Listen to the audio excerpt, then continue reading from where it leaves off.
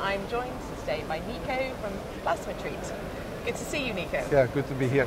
How are you? Oh, I'm very good. Very excited to have a show. And how has the show been for you so far? I would say the first day was amazing, busy. Yep.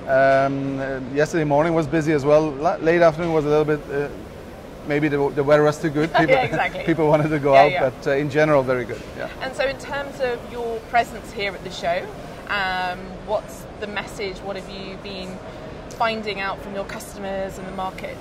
Well, I mean, the market is definitely there. I mean, I think in general the electronics market is doing very well. I think we always follow the semiconductor industry, so that is very good.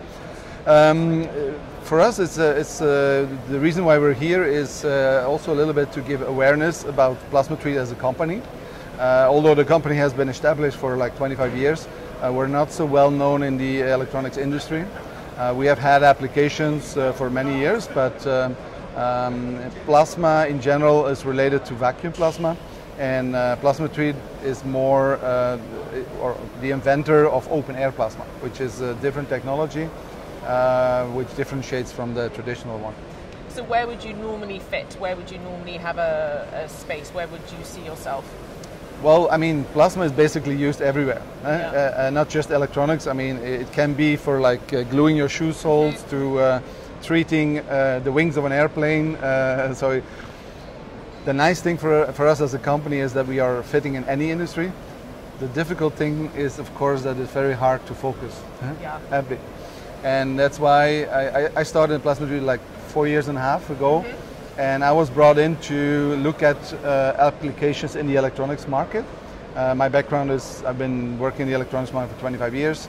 And we have now, or starting to really focus on certain applications that I think make sense for the people. One application is that we do a pre-treatment before conformal coating.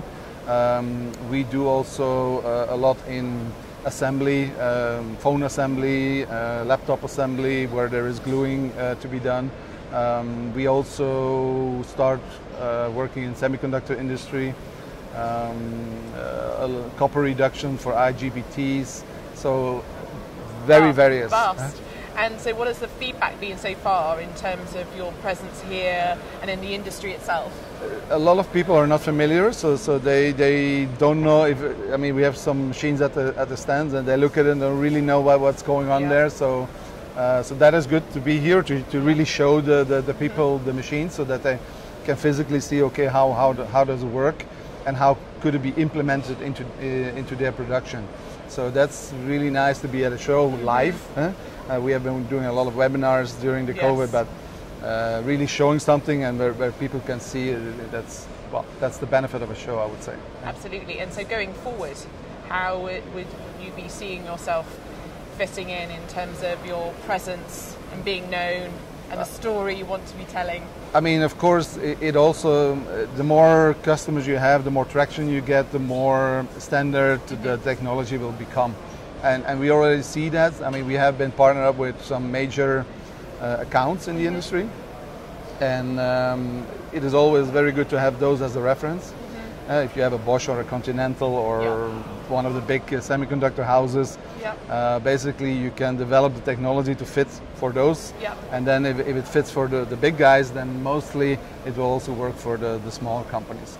And that's, I think, how it will evolve, where the technology will be adapted by the very big guys first, and when the other people then see, okay, this technology really works or gives benefits, I think then other people will shortly start to adapt it as well.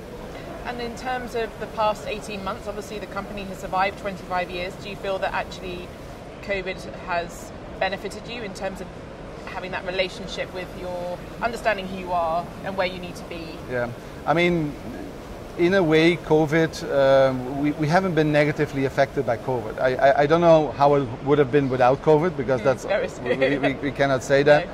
But the nice thing was that, I mean, there's a couple of markets right now where we're strongly present that are really booming.